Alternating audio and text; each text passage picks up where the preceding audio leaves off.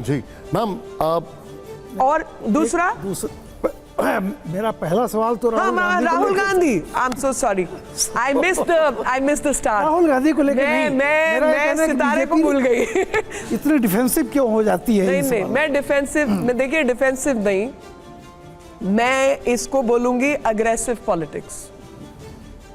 खास तौर पे सोशल मीडिया के जमाने में अगर आप अपनी, मतलब आप सोचिए, व्यक्ति दौड़ रहा है बारिश से, उसको आपने दिखा दिया प्रश्न से, जबकि उस प्रश्न का उत्तर एक दिन पहले दिया जा चुका है। ये जो मिसकम्युनिकेशन का, फेक नैरेटिव, फेक न्यूज का समय है, जब तक आप अगर समय लगा देते हैं जवाब देने में या इग्नोर करने में, ऐसा प्रतीत होता है कि यही सच है। तो इसलिए पार्टी को अग्रेसिवली डिफेंड करना पड़ता है। अगर सोशल मीडिया नहीं होता तो तुम कह रहे यार फालतू आदमी है, बेकार बोलता है, चलो बोलने दो, कोई फर्क नहीं पड़ता।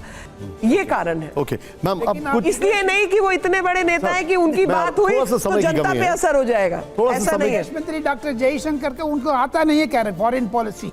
राहुल गांधी हमेशा वो कमेंट करते हैं, he does not know diplomacy. नहीं, you have to react to that, no? I can only react कि फॉरेन पॉलिसी में 2014 के बाद जो बदलाव आए हैं, चाहे ट्रांसपोर्ट पॉलिसी है, चाहे तमाम पॉलिसीज हैं, हम सबकी गाइडेंस प्रधानमंत्री मोदी जी से मिलती है। क्योंकि जयशंकर जी तो बीजिंग के अंदर 6 साल तक एम्बेसडर कांग्रेस के समय काल में थे। तो राहुल गांधी जी को अपनी माता जी से पूछ लेना चाहिए था कि इस व्यक्ति को फॉरेन पॉलिसी नहीं आती, तो आपने बीजिंग 6 साल क्यों बिठाया था? ओके मैम, अब थोड़ा सा समय कमी है सर। कुछ सवाल हैं और ये सवाल मैम मैं थोड़ा स्क्रीन पर जाऊंगा। कुछ बयान आए, उन बयानों पर रिएक्शन जरूरी है पार्टी का। मैं एक एक बयान सुनाता हूं और फिर आपका उस पर टेक लेना चाहूंगा। पहला बयान जरा प्ले करें यहां पर, जो हमारे सामने है। जो फैलाया जाता है ये मस्जिदों से शुरू होता है, मस्जिदों से सारा उनको पूरा का पूरा ज्ञान बांटा जाता है, इसलिए ये लव जिहाद बढ़ रहा है। जिस दिन हिंदुस्तान के अंदर ये मदरसे और मस्जिद बंद हो जाएगी, लव जिहाद भी बंद हो जाएंगे। ये साथी प्राची हैं, कह रहे मदरसे और मस्जिद बंद हो जाएंगे तो लव जिहाद भी बंद हो जाएगा। देखिए, किसी और व्यक्ति की क्या सोच है उसको तो मैं ठीक नहीं कर सकती। आपका टेक क्या है इस पे? मेरा टेक तो देखिए, मैं वो साध्वी हैं, उनकी ट्रेनिंग फर्क है मेरे से। मेरी ट्रेनिंग वकील वाली है और मेरी ट्रेनिंग में केरला हाई कोर्ट के कुछ केसेस हैं, कुछ डॉक्यूमेंट्स हैं, कुछ इन्वेस्टिगेटिव जर्नलिज्म है। वो तमाम चीज़ों के आधार पर कई चीज़ें सामने आई हैं जो केरला फाइल्स में पार्टली दिखाई गई हैं।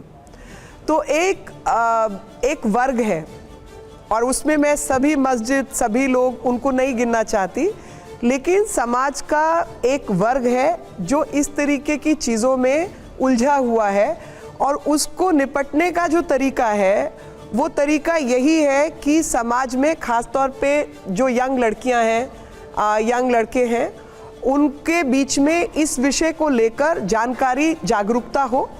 अपना पार्टनर चुनने की इजाज़त है जी, उसमें कोई रोक नहीं हो सकती, लेकिन सोच समझकर कि क्या ट्रैप तो नहीं है। और साथ ही उन परिवारों के लिए एक संदेश है जहाँ पर फ़र्ज़ कीजिए कि बच्चा कुछ ऐसी चीज़ उसके साथ हुई और ज़रूरी नहीं लव जिहाद का ही मामला हो, कोई और तरीके से वो बच्चे को मान लो कोई गलत वीडियो बनाकर ब्लैकमेल कर रहा है, कुछ कर रहा है, तो गलती तो एक उम्र में बच्चों से ही होती है।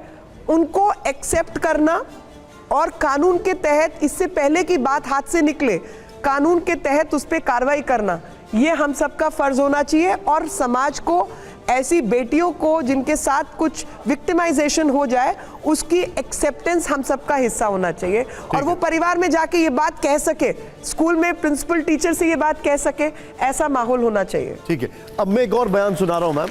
अब यहाँ पर आपने ट्रेनिंग की बात की थी, लेकिन एक बयान सुनिए, आप प्ले ऑन करिए इसको जरा, आप सुनिएगा। देखिए, गांधी जी को मारा एक अलग इश्यू है, लेकिन जो इतना मैंने गॉडसे के बारे में जाना है, जितना मैंने पढ़ा है, तो देखिए वो भी एक देशभक्त थे।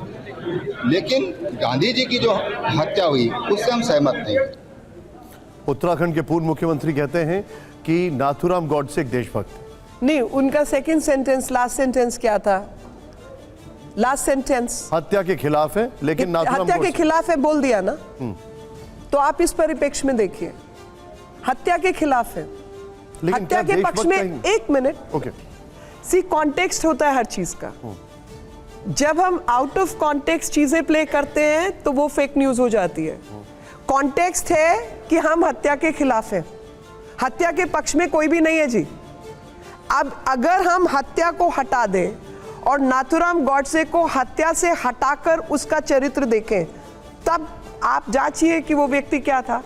और हर एक की अपनी ओपिनियन हो सकती है जी। हत्या के पक्ष में हम नहीं है,